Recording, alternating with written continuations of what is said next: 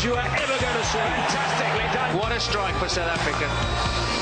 We'll never see one like that again. That is absolutely sensational. You won't see better than this. Feel so alive. Welcome one and all, wherever you may be, onto the one-day internationals. It's the first Momentum one-day international between South Africa and India. And we come to you live from Kingsmead in Durban. Signs said that it was sold out. We expect that there will be many who will come in here to see the traveling Indian side, a very good one-day side, and they come up against the South African side that's also very good. All in preparation, I guess, as they go towards the World Cup. To the toss now with Mikey Holding. Thank you very much, Pammy. Yes, we are ready. The first of 6 ODIs. I've got both captains here with me, Virat Kohli for India, Faf du Plessis, South Africa. I've also got match referee and the Pycroft from Zimbabwe cricketer. You already have the coin, Faf. Heads. Heads is the call. It's a tail, South Africa. I think I heard you say you're going to have a bat, Faf. Yeah, as per normal, Vish. It looks a pretty good wicket. Generally, the Kingsmead wicket, what it does at night, just that first 10 overs, it speeds up a little bit. So we're hoping that our seamers especially can make some inroads there. I'm hearing rumours about dew at night as well. Is that a possibility? We'll have to see. I don't know. It's like the rain forecast here in Durban. No one really knows what's going on. Your team obviously know AB de Villiers. Who is coming in for him, and are there any other new players? Yeah, Aiden Markram's coming in. He's batting 4, so it's a nice opportunity for him to bat into a different position and get some experience in different roles in the team. And then the rest of the team looks pretty much the same as our normal one-day team. Morne Morkel playing, Betlekwa and Morris, 2 all-rounders, so it's nothing unusual with Imran Tahir back. Imran Tahir back. Glad to have him back a spinner on this pitch. He's been the key to our success over the last year and a half. Imran, he's a wicket taker. Generally, when he does well, we win. So hopefully, he can do well tonight. Okay, Faf. Good luck. Thanks, Fish. Virat, I hope you won't be calling me Bish like Faf. I was wondering why he's calling you Bish. The pitch looks pretty good. Yeah, it does. We would have batted first here as well. Yeah, it's a pretty easy decision, I guess, because of the conditions around. But again, we've got such a balance in the team that we still can come in the first innings and bowl the opposition out. And playing 2 wrist spinners in the 11 obviously gives us an added advantage with Kedar Jadhav as the part-time offie and Jasprit and Bhuvi are world-class bowlers in this format as well. So, it gives us opportunity to do whatever we have to do. At toss time it's not in our control, but we would have liked to bat first as well. But my memory served me right. I think India usually chase down and are happy to chase any score. Yeah, we're a side that has chased really well. As Faf mentioned, at night, the first 10 overs are key, especially with the 2 new balls. So if we play that well, any score is chaseable at Durban, and we've played good cricket here at this ground always. And something that we're looking forward to as well, we'll have crowd support behind us too. But as I said, the balance in our team is such that it gives us an opportunity to have a crack at both the innings equally. You just won the last test match. This is a different format, a few new players, but would that have helped you coming into this one-day series? Absolutely. The mood in the change room is exactly the same. The one-day guys were there as well. They're doing their practice, so they were a part of the celebration and that positive energy in the change room. So they are feeding off it. Obviously, the test team players that are involved in this series are taking those forward. It's been a wonderful last few days for us as a team. We've found out more about ourselves, and we've found out about our characters as well, which gives us more belief coming into this ODI series. So we're certainly going to start much more confident in the ODI series than we did in the tests. Okay, Virat, good luck. Thanks, Michael. Cheers. Well, Faf du Plessis, the South African captain, has won the toss and they'll be batting first.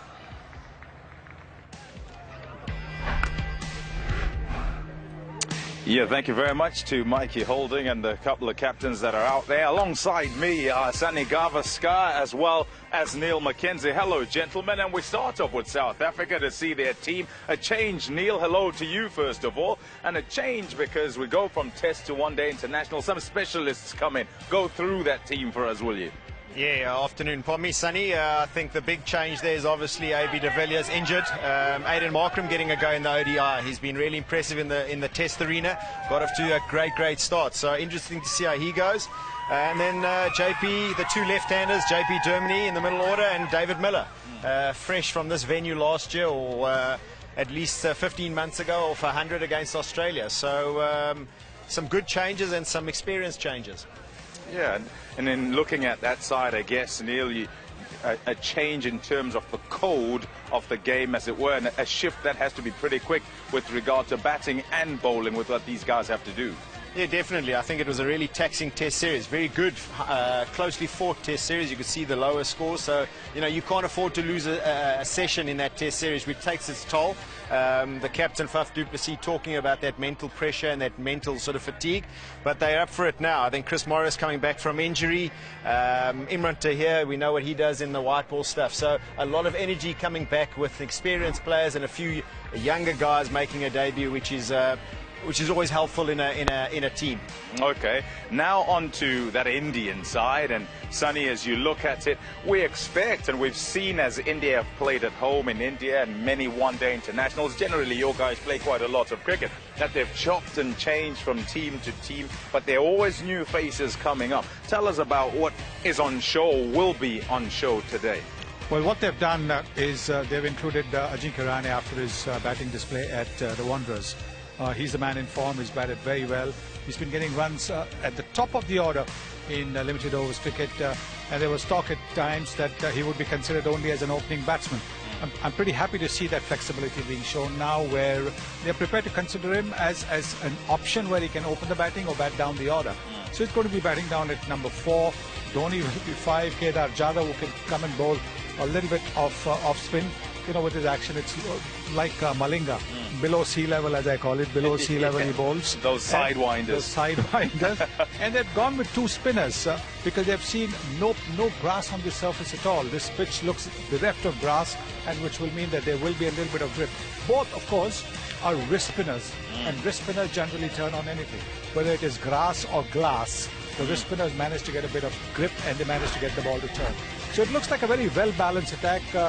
2 seam bowlers and Hardik Pandya, the 3rd seam bowler, and 2 spinners. So I think it's a very good attack.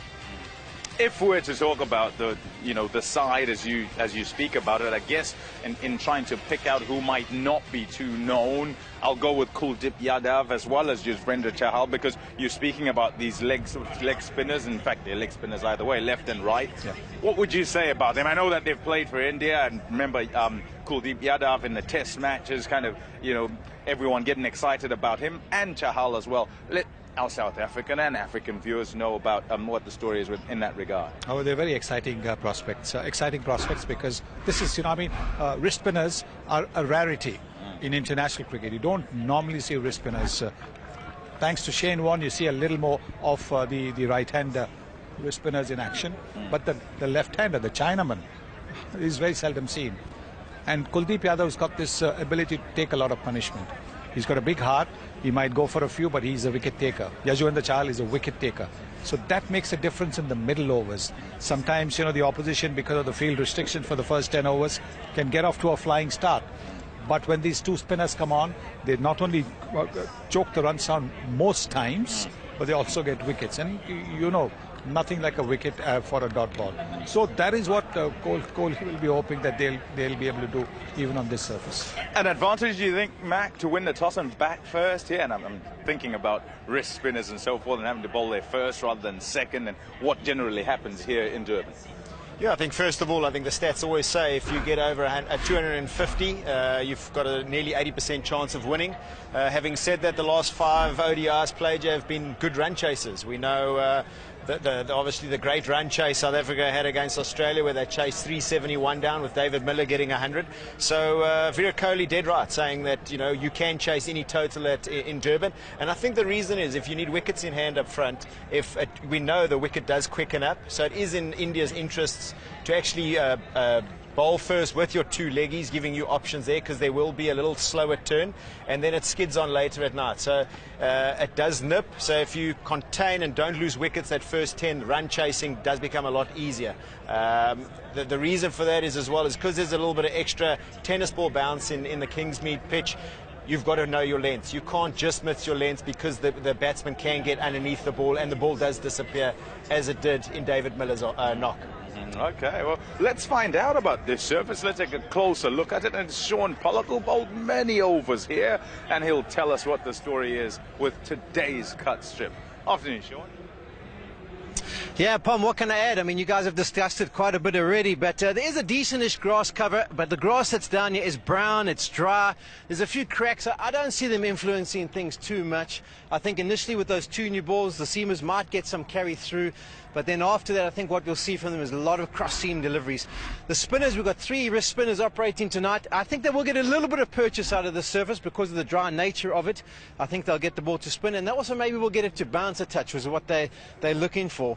But I think the trend here has been it's slowed down a lot, this Kingsmead surface. It's not the green mamba, and it's not that amount of carry like we've seen over the years. And what you'll probably see actually from a lot of the seamers is after they've initially tried to get the ball to shape and swing and nip around with those new balls, we'll see a lot of cross-seam deliveries, which they'll bang into the surface, try and get it to grip in their hold up and make it nice and straight. It'll be difficult for the guys to work it away. But no surprise that South Africa decided to bat first. Also, game starting at 1 o'clock. In the old days when you used to have the effect of under lights, the ball nipping around, that was at 7 o'clock. Now with the game starting at 1 o'clock rather than 2:30, by 5:30, 6 o'clock, the guys are already out here, so it doesn't have as much of an effect with those second new balls. I think good decision. Wicket looks like it's at its best now. Have a bat first and see how many you can put on the score.